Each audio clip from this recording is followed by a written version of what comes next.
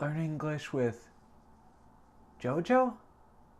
Hello and welcome to Learn English with JOJO. In this video, I'm going to be talking about 5 language differences between the United States of America and the United Kingdom of Britain. Is that what the UK stands for?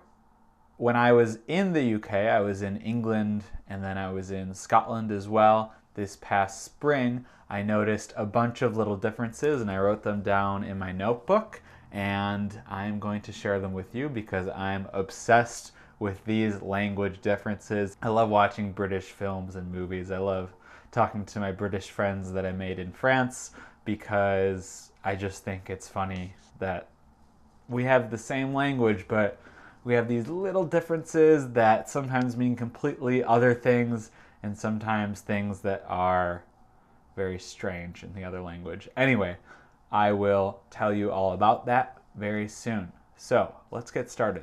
The first difference that I noticed when I arrived in London was that British people use the word terminate in a different way than we do. In English, the word terminate just means to end. When I was riding the underground, the tube, I noticed that they kept saying, "This train will terminate at blah blah station."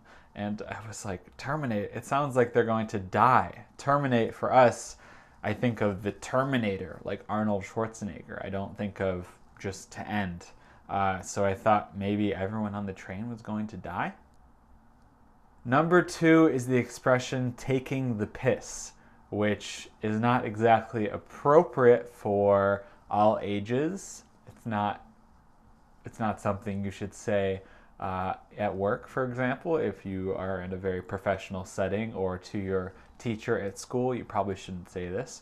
But in American English, taking the piss, we would never really say that. We would say taking a piss, and that just means to pee, to urinate. But in British English, if I say John was taking the piss, I wouldn't really be talking about him going for a pee or a piss. I would be talking about him joking around or making fun of someone, mocking someone. There's also taking the piss out of other people. John took the piss out of Michael. That means that John was making fun of Michael. Very weird. On the other hand, in American English, we have some weird expressions with piss as well. We say, you piss the shit out of me. That means you make me very angry. I get pissed off. I think pissed off is said in both British and American English. In British English, they also say pissed to mean drunk. So John was pissed the other night. That means John was very, very drunk the other night. Yeah.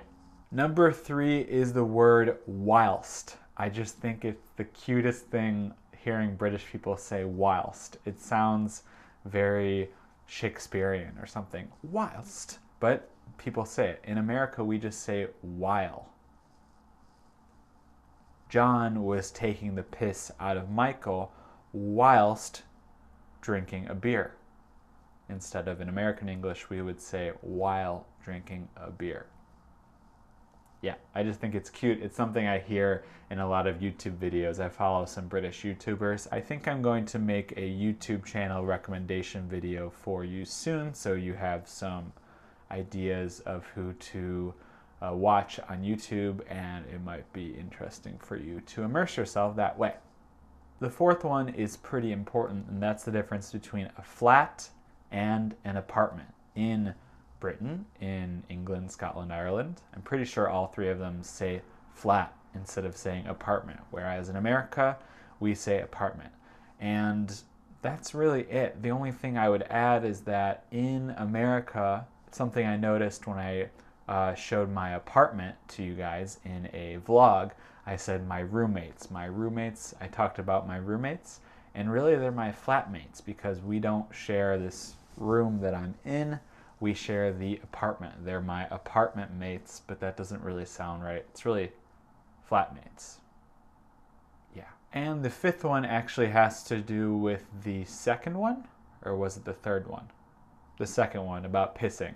And that's the difference between pissed and mad. because in America, when I say I'm pissed, that means I'm pissed off. That means I'm really, really angry. Something made me angry. But in British English, like I said, pissed means drunk. So you have to be careful.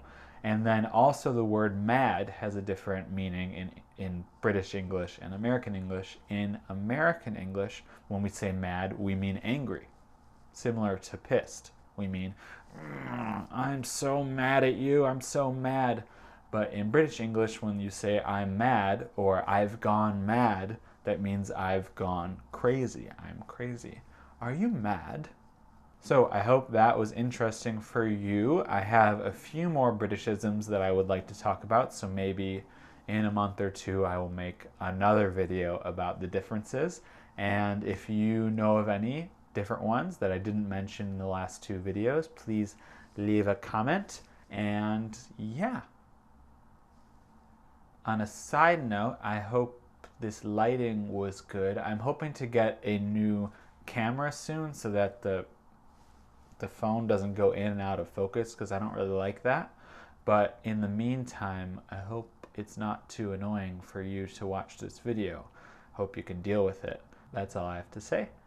I hope you have a good day or a good night. Do you like my Christmas lights?